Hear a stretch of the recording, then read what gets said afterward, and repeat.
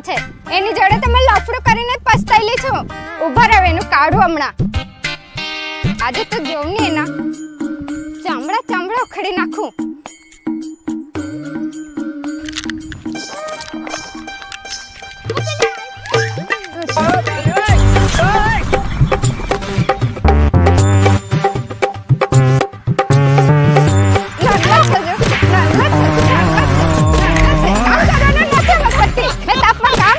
તમે એ નાના છોકરા